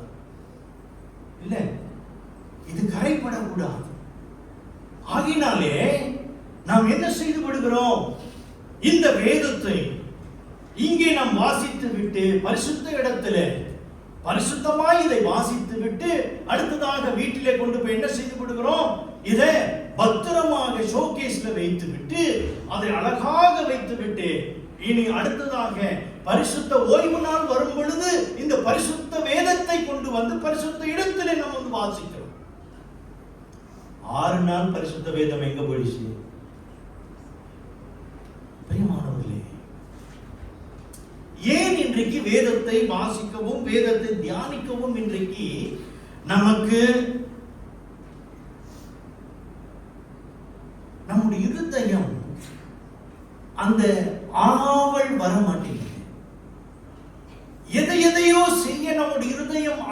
கொள்கிறது. ஆனால் இந்த வேதத்தை வாசிக்கவும் இதை தியானிக்கவும் இன்றைக்கு அந்த ஆவல் நமக்குள்ள வர மாட்டேங்குது அப்படின்னாக்கா, then our spiritual life, then something wrong already, and the foundation is wrong already. You can claim that you are Christian, but if you don't read and meditate the word of God, then something is wrong with your spiritual life. Then something wrong with your spiritual life. நீ வெளி உலகத்திலே பெரியவனா காணப்படலாம். You can be a great man. நீ பெரிய சாதனையை வந்து செய்யலாம். But if you don't have the word of God, then how can you be transformed? கர்த்தருடைய வார்த்தை இல்லாவிட்டால் நீ எப்படி மறுரூபமாகுவே? ஐயா, நீங்க இப்பதானே சொன்னீங்க மறுரூபம் அன்றைக்கே தான் நடக்க போகிறது, இப்ப என்ன மறுரூபம் ஆகணுமா? ஐயா பிரியமானவர்களே, வேத வசனம் சொல்கிறது, ரோமர் 12:2 வாசிங்க.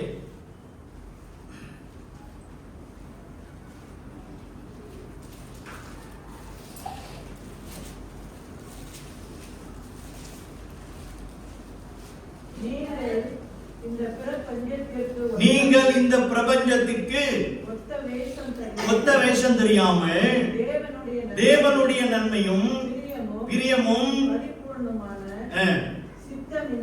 பரிபூரணமான சித்தம் இன்னதென்று பகுத்தறியத்தக்கதாக உங்கள் மனம், கவனிங்க, உங்கள் மனம் புதிதாகிறதுனாலே மறுரூபமாகுங்கள் என்று சொல்லுகிறது. அப்போ இந்த மறுரூபம் எங்க? This is on earth. இப்போ பூமியில விசுவாசிகளாகிய நீங்களும் நானும் மறுரூபமாக வேண்டும். அந்த மறுரூபம் என்ன? நாம் கிறிஸ்துவின் மகிமையை அடைகிறவர்களாய் நம்ம வந்து காணப்படுகிறோம். நம்மளுடைய வாழ்க்கையில தேவனுடைய மகிமை ஒவ்வொரு நாளும் பெருகி கொண்டே போக வேண்டும் என்று நம்ம வந்து பார்க்கிறோம். அப்போ அந்த மகிமை எங்கிருந்து வருகிறது? வேத வசனத்திலிருந்து வருகிறது. பிரியமானவர்களே, இந்த வேத வசனம் தான் நம்மை வந்து புதிதாக்குகிறது. இந்த வேத வசனம் ஜீவன் உள்ளது. எபிரேயர் 4:12 நம்ம வாசிக்கிறோம். வேத வசனம் என்ன செய்கிறது? நம்முடைய ஆவி, ஆத்மா, சரீரத்தை அத்தனையும் அது ஆராய்ந்து பார்க்கிறதாக இருக்கின்றது. கர்த்தருடைய வார்த்தை நம்முடைய வாழ்க்கையில இல்லாவிட்டால் பிரியமானவர்களே, நம்முடைய கிறிஸ்தவ ஜீவியம்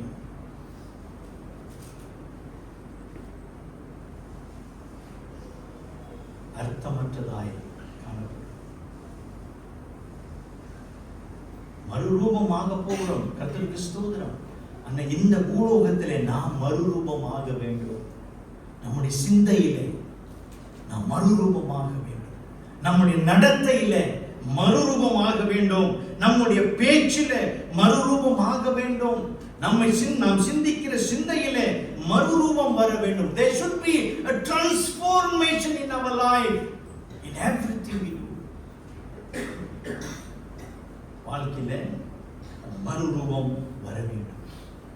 இரண்டாவதாக நம்ம வந்து பார்க்கிறோம், பிரியமானவர்களே, இந்த மகத்தான காட்சியை கண்ட பேதுரு அவர் இப்படியாக எழுதுகின்றார்.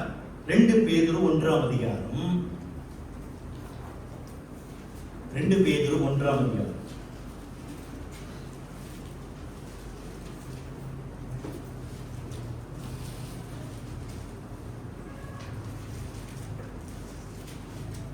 16 இருந்து வாசிங்களேன்.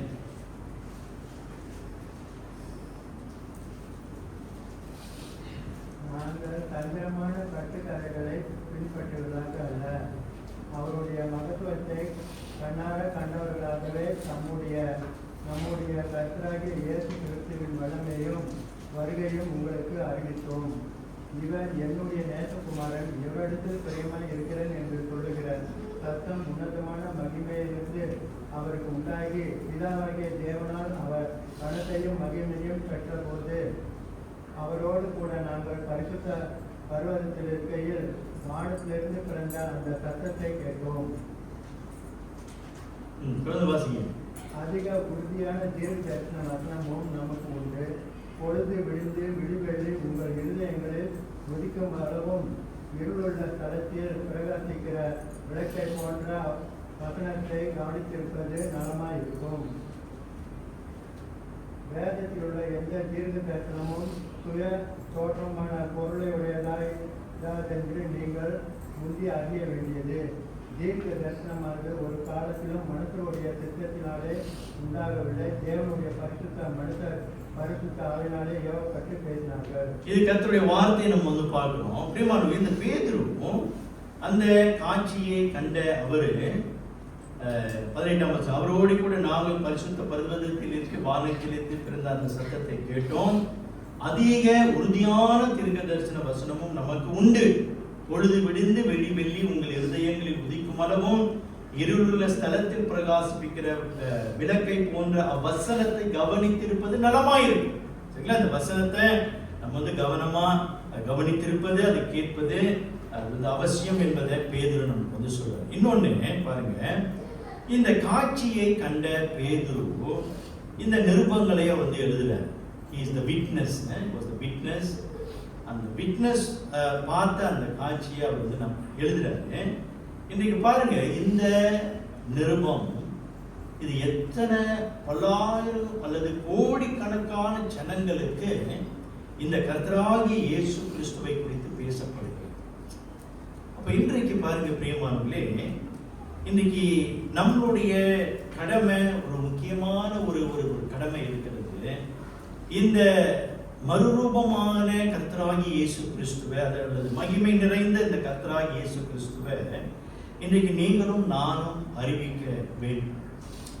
அதுல ஒரு பெரிய சிக்கல் என்ன அப்படின்னா, இன்னைக்கு நமக்கு வந்து ஒரு சாக்கு போக்கு சொல்லிக்கிட்டு இருக்கோம். என்னன்னா, ஏன் இன்னைக்கு சுவிசேஷத்தை அறிவிக்கல அப்படின்னா, என் வாழ்க்கை சரியில்லை, என் வாழ்க்கை வந்து சரியில்லை, இல்லை எனக்கு வேதம் பத்தி எனக்கு சரியா தெரியல. இதுதான் நம்ம வந்து இன்னைக்கு சாக்கு போக்கா சொல்லிட்டு இருக்கோம். பிரியமானவர்களே, இன்னைக்கு மெய்யாகவே கர்த்தருடைய வார்த்தைக்கு நம்ம வந்து செவி கொடுத்து, கர்த்தருடைய வார்த்தை நம்முடைய இருதயத்தை பிளக்கும்படியான நேரத்தை நம்ம வந்து உண்டு பண்ணோமானால், இன்னைக்கு அந்த வார்த்தையானது நம்முடைய வாழ்க்கையை மாற்றி இருக்குமானால், இன்னைக்கு கிறிஸ்துவை குறித்து பேசுவதற்கு நமக்கு என்ன தயக்கம், நமக்கு என்ன வெட்கம்?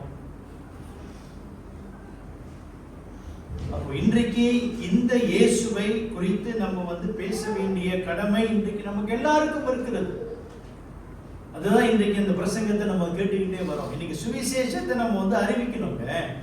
இன்றைக்கு நம்ம எந்த இடத்துல ஆண்டவர் நம்மளை வந்து வைத்திருக்கிறாரோ அந்த சுவிசேஷத்தை நம்ம அறிவிக்கணும். இந்த கர்த்தராகிய இயேசு கிறிஸ்து நமக்காக, நம்மளுடைய பாவங்களுக்காக கல்வாரி சிலுவையில மரித்து அடக்கம் பண்ணப்பட்டு 3ஆம் நாள் உயிர்த்தெழுந்த இந்த இயேசுவை நம்ம வந்து அறிவிக்கலன்னா, இதை விட பிரதானமான பெரிய வேலை நமக்கு என்ன வேலை இருக்குது? மறுரூபத்திற்கு காத்திருக்கிற நாம், நம்மை மறுரூபப்படுத்துகிற இயேசுவை இன்றைக்கு நாம் அறிவிக்காவிட்டால் இதை விட பெரிய வேலை நமக்கு என்ன வேலை? இன்றைக்கு பிரியமானவர்களே, கர்த்தராகிய இயேசு கிறிஸ்துவின் மறுரூபம் வந்து ஏதோ ஒரு சின்ன ஒரு நிகழ்வு அப்படின்னு இல்லை, அது முக்கியமான ஒரு நிகழ்வு. அன்றைக்கு சுவிட்சர்லாந்துல அந்த மவுண்டை பார்த்தேன், அந்த அழகான காட்சியை பார்த்தேன்.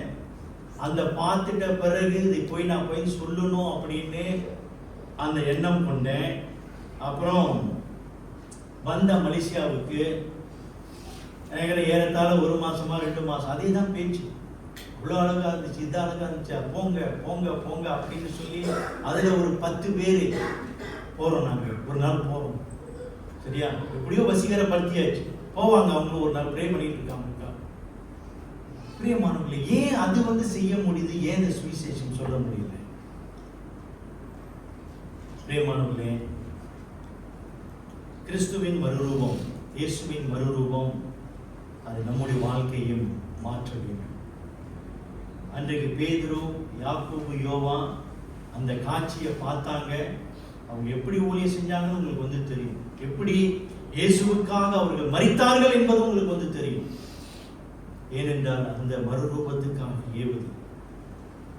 அதே போல இன்றைக்கு நாமும் அப்படியாக ஏவப்பட்டு கர்த்தருடைய சுவிசேஷத்தை நம்ம பகிர்ந்து கொள்வோம். நமது மகிமையான மறுரூபத்திற்காக நம் ஆவலுடன் காத்திருப்போம். அந்த காத்திருக்கிற வேளையிலே மகிமைக்குரிய இயேசுவை மற்றவர்களுக்கு அறிமுகப்படுத்தி நாம் பாடுபடுவோமாக. நாம் ஜெபம் செய்வோம். நல்ல ஆண்டவரே, மீண்டுமாக அன்பின் கரத்தில் எங்களை ஒப்புக் கொடுக்கிறோம். ஆண்டவரே, உடைய மறுரூபம் ஆகுதல் எங்களுடைய வாழ்க்கைக்கு எவ்வளவு முக்கியம் என்பதை ஆண்டவரே இன்னைக்கு நாங்கள் பார்த்தோம். அப்படியாக கர்த்தாவே, அந்த மறுரூபமான நிலைக்கு நாங்கள் ஆயத்தப்பட எங்களுக்கு உதவி தாரும். இன்றைக்கும் ஆண்டவரே, இந்த கல்வாரி சிலுவையை நாங்கள் நினைக்கும் பொழுது எங்களுக்காக இயேசுவே நீர் மரித்து எங்களுக்காக நீர் உயர்த்தி நாங்களும் ஒரு நாள் ஆண்டவரே மறுரூபம் அடையப் போகிறோம் என்ற அந்த நிச்சயத்தோடு இந்த பூலோகத்திலே ஆண்டவரே நாங்கள் வாழை உதவித்தாரும். நாங்கள் வெறும் கிறிஸ்தவர்களாய் வாழாமல் ஆண்டவரே மறுரூபம் ஆகப்படுகிற கிறிஸ்தவர்களாய் நாங்கள் வாழை உதவித்தார். எங்களை தாழ்த்தி உங்களை கருத்தில் ஒப்புக்கொடுக்கிறோம். இயேசு நாமத்தில் ஜெபிக்கிறோம். ஆமென். பரிசுத்த பந்திக்கு நாம் ஆயத்தமாகுவோம். பரிசுத்த பந்தியில கலந்து கொள்கிற யாவரும் நீங்கள் எழுந்து நிற்க கேட்கிறேன்.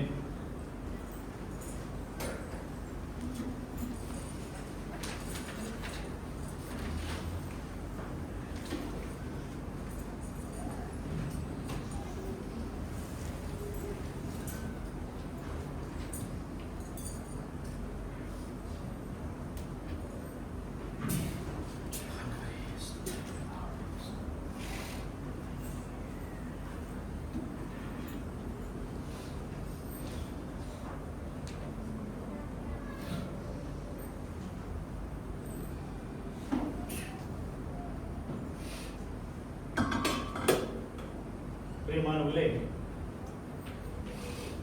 நாம் எழுந்து நின்று கண்களை மூடி இருக்கிற இந்த வேளையில ஒரு கணம் கல்வாரி சிலுவையை நாம் சிந்தித்து பார்ப்போம். கர்த்தராகிய இயேசு கிறிஸ்து நம்மளுடைய பாவங்களுக்காக மரித்து நமக்காக அவர் உயிர்த்தெழுந்தார். இன்றைக்கு இந்த இலவசமான ரட்சிப்பிற்கு பிரியமானவர்களே, அதற்கு நாம் என்ன விலை கொடுப்போம்?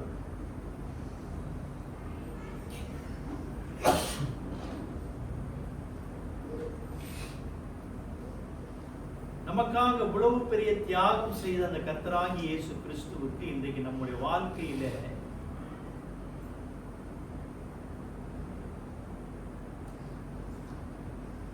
நாம் மறுரூபமாகி கொண்டு வருகிறோமா, அல்லது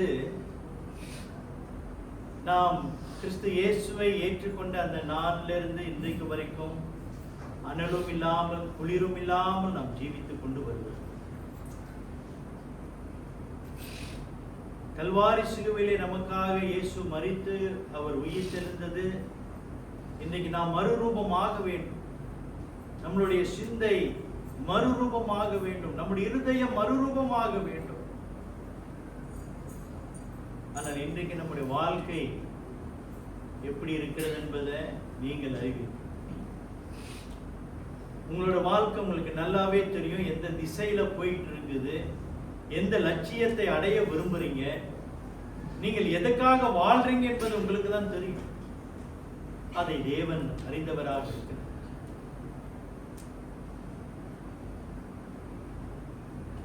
உனக்காக நான் மரித்தேனே, எனக்காக நீ என்ன செய்த?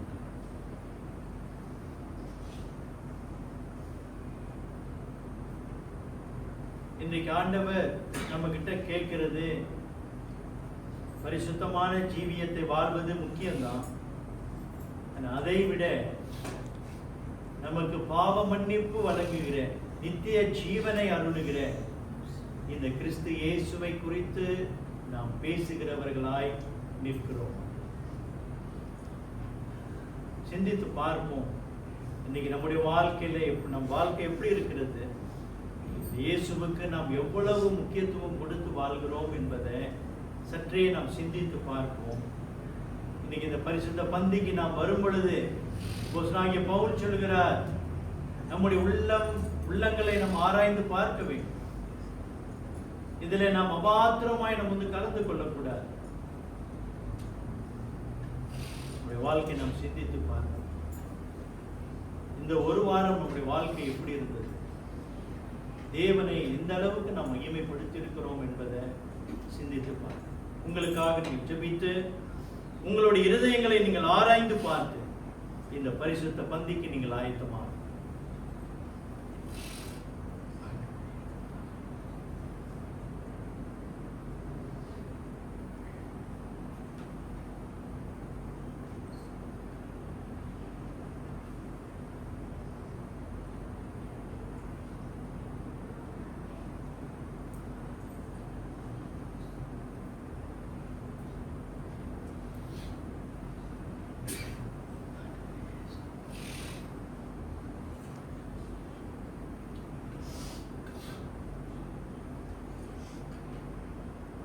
நான் உங்களுக்கு ஒப்புவித்ததை கர்த்தரிடத்தில் பெற்றுக்கொண்டேன்.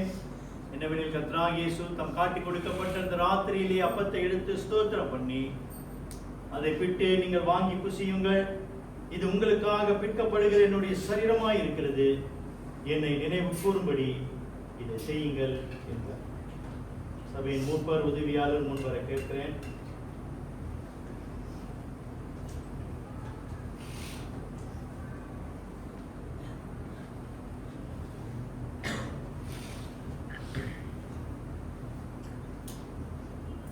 ஒப்பு கொடுத்தீரையா உம்மையை எனக்காக, உலகின் இரட்சகரே, உன்னத பலியாக ஒப்பு கொடுத்தீரையா உம்மையை எனக்காக, உலகின் இரட்சகரே, உன்னத பலியாக எங்களை வாழ வைக்க சிலுவையில் தொங்கினீர். எங்களை வாழ வைக்க சிலுவையில் தொங்கினீர். நோக்கி பார்த்ததினால் திளைத்துக் கொண்டோம் ஐயா. உம்மை நோக்கி பார்த்ததினால் திளைத்துக் கொண்டோம் ஐயா. ஒப்பு கொடுத்தீரையா உம்மையே எனக்காக, உலகின் இரட்சகரே, உன்னத பலியாக. அன்பின் தேவ பிள்ளைகளே, கிறிஸ்து இயேசுவின் சரீரம் நம்முடைய பாவ மன்னிப்புக்காக பிற்கப்பட்டது என்பதை மனதார நினைவு கூர்ந்து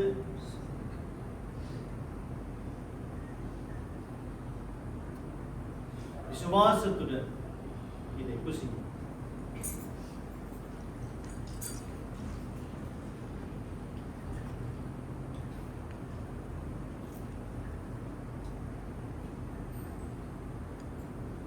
அவர் அந்தபடியே பாத்திரத்தையும் எடுத்து, இந்த பாத்திரம் என் இரத்தத்தினால் ஆகிய புதிய உடன்படிக்கையாய் இருக்கிறது, இதை பானம் பண்ணும் போதெல்லாம் என்னை நினைவு கூறும்படி இதை செய்யுங்கள் என்று.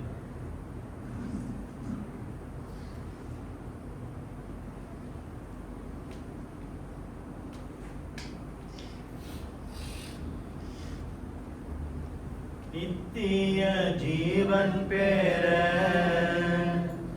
நீதிமானாய் மாற, நித்திய ஜீவன் பெற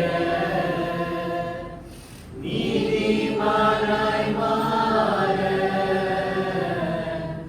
ஜீவன் தரும் கனியாய் சிலுவையில் தொங்கினீர்.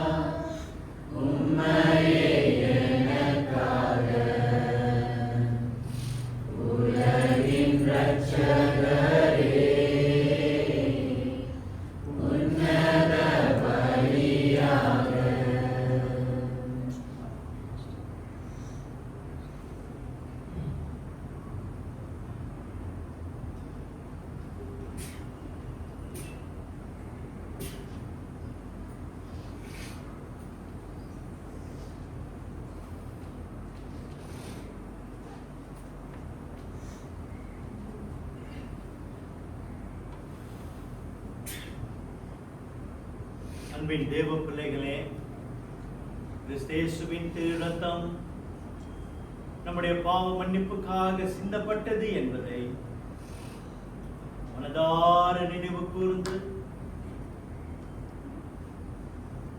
விசுவாசத்துடன் இதை வானம்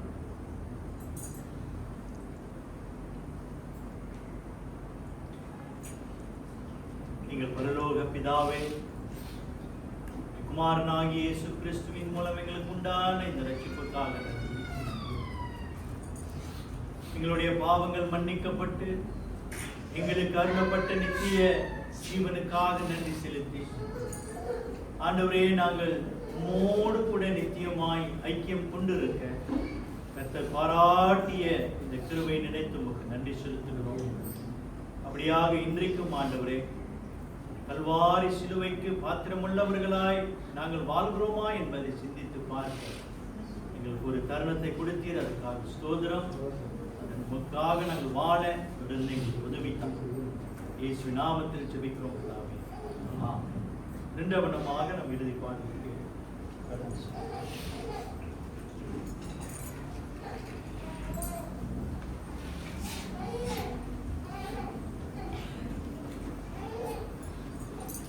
சபையார் யாரும் எழுந்து இறுதி பாடலுக்கு கடந்து செல்வோம். அழிந்து போகின்ற ஆத்மாக்களை தினமும் தினமும் நினைப்பேன்.